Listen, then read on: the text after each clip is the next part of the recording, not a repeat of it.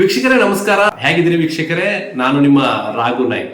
ವೀಕ್ಷಕರೇ, ಕಾರವಾರದಲ್ಲಿ ಒಂದು ದೊಡ್ಡ ಸುದ್ದಿಯನ್ನ ಹಬ್ಬಿತ್ತು. ಏನಂದ್ರೆ ಕಾರವಾರದ KSRTC ಡಿಪೋ ಅಂದ್ರೆ ಬಸ್ ಡಿಪೋ ಅನ್ನ ಎತ್ತಂಗಡಿ ಮಾಡ್ತಾರೆ, ಕಾರವಾರದಿಂದ ಅಂಕೋಲಕ್ಕೆ ಸ್ಥಳಾಂತರ ಮಾಡ್ತಾರೆ ಅಂತ ಹೇಳ್ಕೊಂಡು ಒಂದು ಕಾರವಾರದ ಎಲ್ಲಾ ಸಾರ್ವಜನಿಕರು ವಿದ್ಯಾರ್ಥಿಗಳ ಒಂದು ಕೂಗಾಗಿತ್ತು. ಅಂದ್ರೆ ಈ ಒಂದು ಡಿಪೋವನ್ನ ನಾವು ಕಾರವಾರದಿಂದ ಬಿಡಬಾರ್ದು ಅಂತ ಹೇಳ್ಕೊಂಡು ಒಂದು ಕೂಗಾಗಿತ್ತು. ವೀಕ್ಷಕರೇ, ಇವರು ಏನ್ ಮಾಡಿದ್ದಾರೆ ಅಂದ್ರೆ KSRTC DC ಬಸವರಾಜ್ ಅಂತ ಅಮ್ಮನ್ನವರು, ಇವರು ಈಗಾಗಲೇ ಸಿರ್ಸಿಯಲ್ಲಿ ಇರ್ತಾರೆ. KSRTC DC ಇವರು, ಅದೇ ರೀತಿ ವಿನೋದ್ ನಾಯ್ಕ್ ಇವರು ಅಂದ್ರೆ ಇಂಜಿನಿಯರು, ಅದೇ ರೀತಿ ಕುಮಾರಸ್ವಾಮಿ DTO, ಅದೇ ರೀತಿ ಸೌಮ್ಯ ನಾಯ್ಕ್ ಮೇಡಮ್ ಅವರು ನಮ್ಮ KSRTC ಡಿಪೋ ಮ್ಯಾನೇಜರ್ ಆಗಿದ್ದಾರೆ.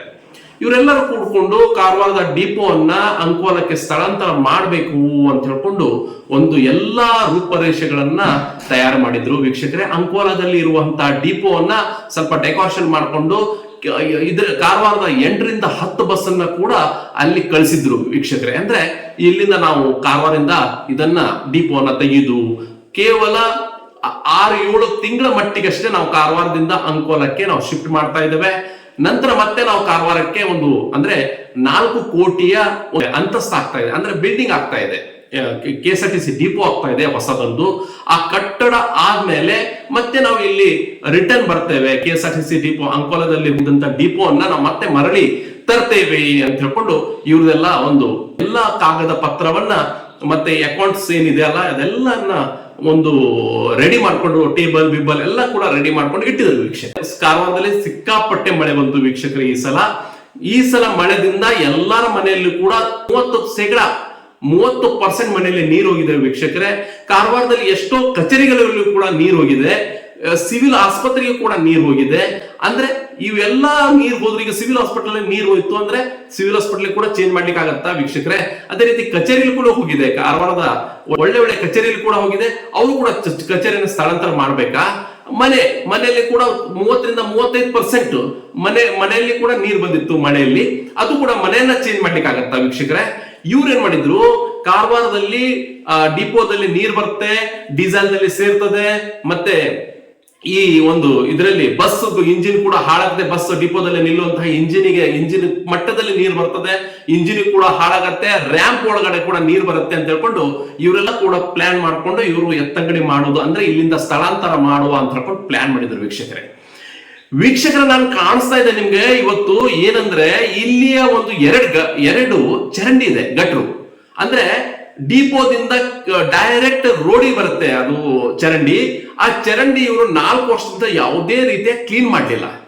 ಅಲ್ಲಿ ಅಂತಸ್ತು ಆಗ್ತಾ ಇದೆ, ಅಂದ್ರೆ ಕಟ್ಟಡ ಆಗ್ತಾ ಇದೆ, ಡಿಪೋ ಹೊಸ ಕಟ್ಟಡ ಆಗ್ತಾ ಇದೆ. ಆ ಕಟ್ಟಡದ ಸಾಮಗ್ರಿ ಅಂದ್ರೆ ಆ ಕಲ್ಲುಗಳಾಗಲಿ ಅದರ ರಾಡ್ಗಳಾಗಲಿ ಅಲ್ಲಿ ಏನು ಸಾಮಗ್ರಿಯನ್ನ ಬಳಸ್ಕೊಳ್ತಾರ ಆ ಸಾಮಗ್ರಿ ಕೂಡ ಎಲ್ಲ ಗಟ್ಟರಲ್ಲಿ ಬಿದ್ದಿದೆ.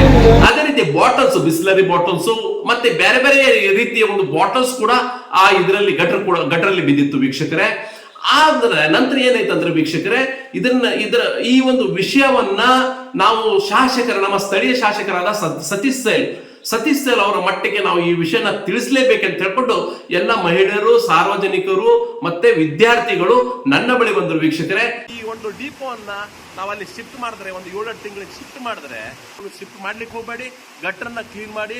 ವರ್ಷ ನಿಮ್ಮಲ್ಲಿ ಸಿರ್ಸಿಂದ ಬರ್ತಿದ್ರು ಗಟ್ರನ್ನ ಕ್ಲೀನ್ ಮಾಡ್ಲಿಕ್ಕೆ, ಈ ಸಲ ಬರಲಿಲ್ಲ. 3-4 ವರ್ಷದಿಂದ ಅವ್ರು ಬರಲೇ ಇಲ್ಲ.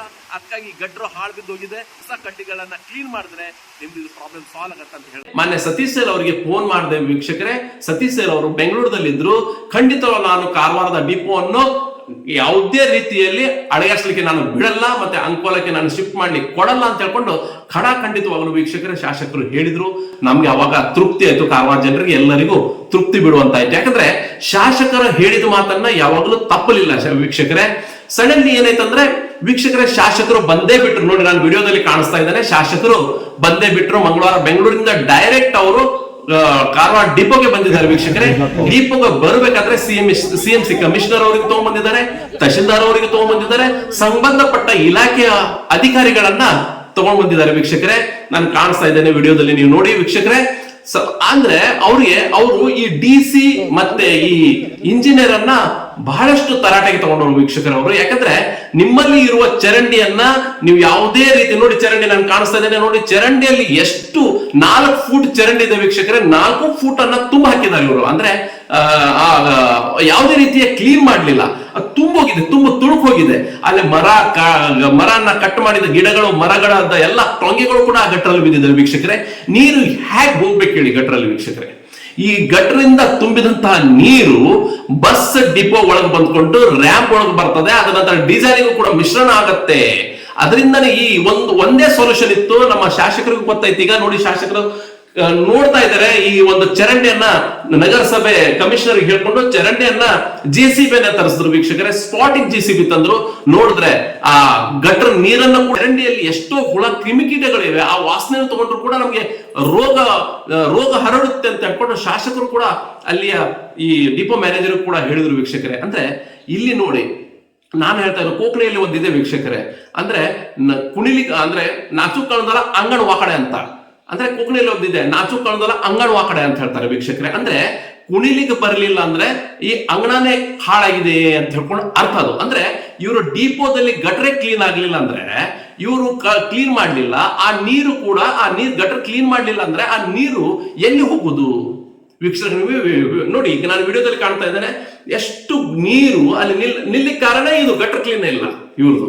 ಮತ್ತೆ ಈ ಡಿಪೋನ ಚೇಂಜ್ ಮಾಡ್ತಾರೆ. ಸಪೋಸ್ ಡಿಪೋ ಚೇಂಜ್ ಮಾಡಿದ್ರೆ, ಅಂಕೋಲಕ್ಕೆ ಹಾಕಿದ್ರೆ ನಮ್ಮ ಕಾರವಾರ ಪರಿಸ್ಥಿತಿ, ಬಸ್ ನಲ್ಲಿ ಯಾರು ಪ್ರಯಾಣ ಮಾಡ್ತಾರೆ, ನಮ್ಮ ಲೋಕಲ್ ಬಸ್ ಆಗ್ಲಿ ನಮ್ಮ ಎಕ್ಸ್ಪ್ರೆಸ್ ಬಸ್ ಆಗ್ಲಿ, ಅವರ ಒಂದು ಚಿಂತಾಜನಕ ಆಗ್ತಿತ್ತು ವೀಕ್ಷಕರೇ. ಯಾಕಂದ್ರೆ ಈಗಾಗಲೇ ಇವರು ಡೊಕೋಟಾ ಬಸ್ ಅಲ್ಲಿ ಓಡಿಸ್ತಾ ಇದ್ದಾರೆ.